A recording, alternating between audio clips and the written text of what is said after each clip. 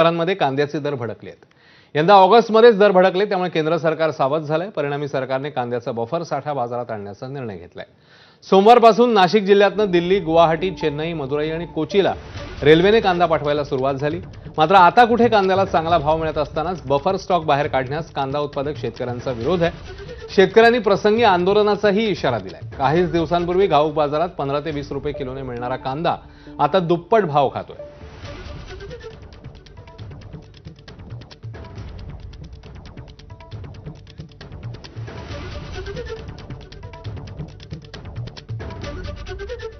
इस साल भी अब तक हम लोग 10 रेक की लोडिंग यहाँ पे पूरी कर चुके हैं।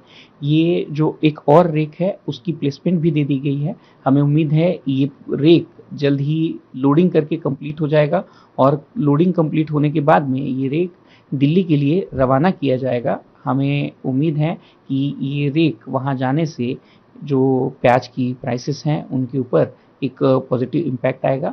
ये रेक नाफेड और एनसीसीएफ के माध्यम से लोड किया जा रहा है और उन्हीं के माध्यम से इस रेक का जो संचालन है वो किया जा रहा है। शासनाला आम्ही आवाहन करणार आहे, जर आपण चुकीचं धोरण राबवणार असेल तर ह्या मतदारसंघाचे खासदार आदरणीय वगैरे सर यांच्याशी आम्ही सकाळी बोललो, यांना घेऊन आणि हजारो शेतकऱ्यांना घेऊन रेल रोको आणि रास्ता रोको सारखे आंदोलन मोठ्या प्रमाणात या ठिकाणी होईल। ज्यावेळेस नाफेड आणि एनसीएफच्या माध्यमातून हा कांद्याची खरेदी होत होती, त्यावेळेस केंद्र सरकार पण आणि राज्य सरकारमधील मुख्यमंत्र्यांसारखे जबाबदार व्यक्ती म्हणत होते की नाफेड आणि एनसीएफची जी काही योजना आहे ती योजना म्हणजे शेतकरी हितासाठी आहे, शेतकऱ्यांचा मालाला योग्य दर मिळावा यासाठी आहे। पण त्यावेळी त्यांनी मार्केट कमिटीच्या दरापेक्षा कमी दराने हा कांदा खरेदी केला आणि आज आम्ही 5-6 महिन्यापासून पोटच्या पोराप्रमाणे जो कांदा जपून ठेवलेला आहे त्या कांद्याला आज कुठेतरी योग्य दर मिळायला 5-6 दिवस सुद्धा झाले नाही। ज्या कांद्याला पिकवण्यासाठी आम्हाला 30 रुपये किलोने खर्च येतोय तो कांदा आज 35 ते 40 रुपये किलो दराने विकतोय, म्हणजे 5-10 रुपये फक्त आम्हाला किलो मागे मिळत आहे।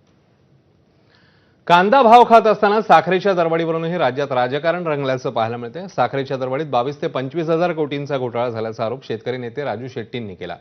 तर साखरेची साठेबाजी रोखण्याकरता